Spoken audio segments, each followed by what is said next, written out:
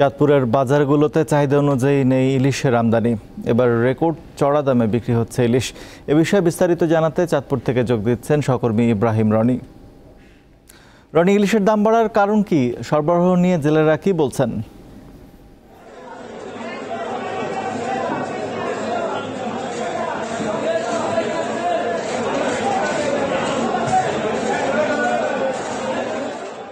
রনি, আপনি কি আমাকে শুনতে পাচ্ছেন?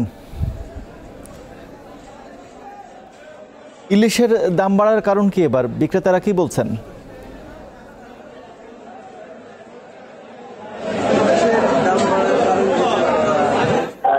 এখন ভরা মৌসুম চলছে। এই ভরা মৌসুমে আসলে চাঁদপুরে অন্যান্য বছর এই সময়টাতে 3 থেকে 4 হাজার মন প্রতিদিন ইলিশ আমদানি হচ্ছে, কিন্তু এবছর ইলিশের আমদানি হচ্ছে আজকে যেটা হচ্ছে 300 থেকে 400 মন ইলিশ সর্বসাকুল্যে আমদানি হচ্ছে।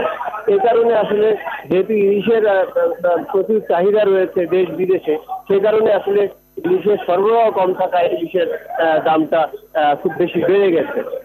আজকের বাজারেও চাঁদপুরের 1 কেজি সাইজের ইলিশ বিক্রি হচ্ছে 1700 থেকে 1750 টাকায়, আর যেটা দক্ষিণাঞ্চলের একটু নিম্নমানের ইলিশ সেটা বিক্রি হচ্ছে 1600 থেকে 1650 টাকায়।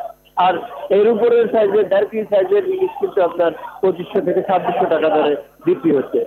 ইলিশের দাম বাড়ার বিষয়টা আসলে যেহেতু আমদানি কম, এই কারণে ইলিশের দাম বেড়েছে। আর ভারতে আপনি জানেন যে ভারতে 3000 টন ইলিশ রপ্তানির ঘোষণা দিয়েছে অন্তর্বর্তীকালীন সরকার। এই রপ্তানির ঘোষণার পর থেকেই কিন্তু ইলিশের দাম প্রতি কেজিতে আরো 100 থেকে 150 টাকা বেড়ে গিয়েছে বলে ব্যবসায়ীরা যেমন জানিয়েছে।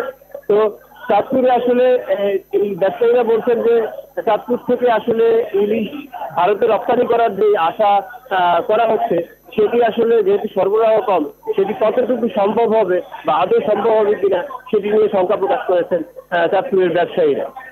তো আজকে চাঁদপুরে 3,300 মন ইলিশ আমদানি হয়েছে।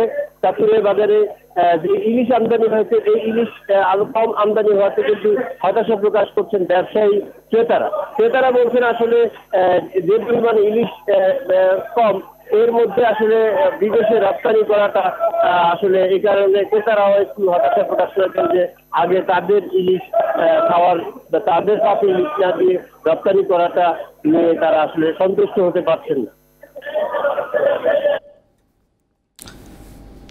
ইব্রাহিম রনি, আপনাকে ধন্যবাদ।